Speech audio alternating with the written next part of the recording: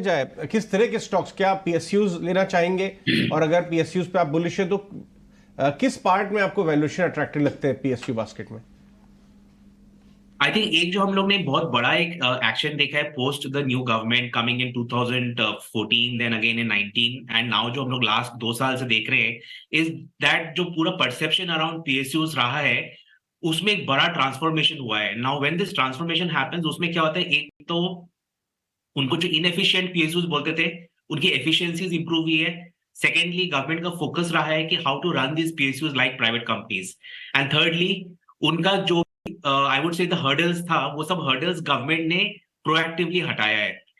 Now सबसे बड़ा आई would से पीएसयूज में जो एक्शन होने वाला है you will find in energy sector, defence, the metals and mining and definitely in the banking sector also. तो पूरा जो बास्केट है I would say across spectrum of energy, mining, defence, oil and gas and banking, ये पूरे sector, पूरे सब sectors with in the PSU basket I think is going to see a multiple expansion in the next 6 to 12 months।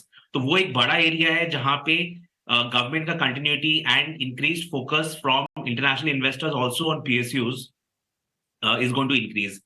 Historically हम लोगों ने देखा है कि एफआईएस का पीएसयूज में बहुत ज्यादा इंटरेस्ट नहीं रहता है, बट लास्ट 1 साल में इवन दैट हैज चेंज्ड।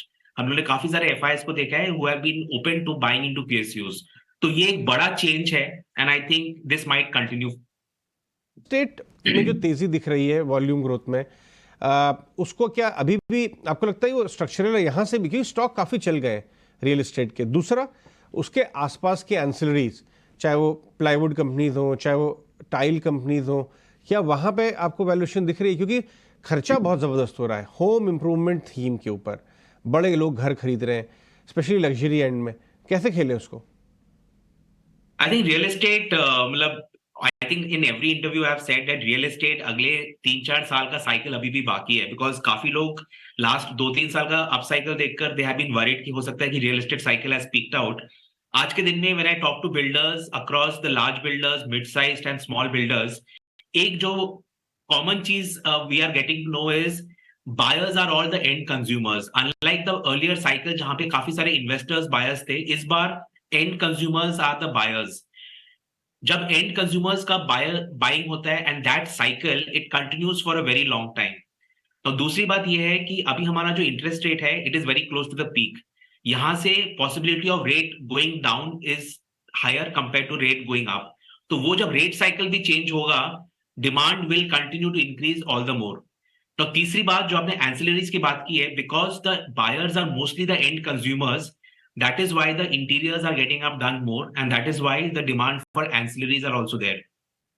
तो मैं बोलूंगा ये जो पूरा आपका रियल एस्टेट और एंसिलरीज रिलेटेड सेक्टर्स है आई थिंक इनका 1-2 साल का साइकिल तो डेफिनेटली दिख रहा है and valuation might be a concern in some cases, but I would say that we have to focus on the earnings growth. जहां पे भी 18-20% अर्निंग ग्रोथ दिख रहा है I think one needs to invest because that growth is going to outperform the market growth rate.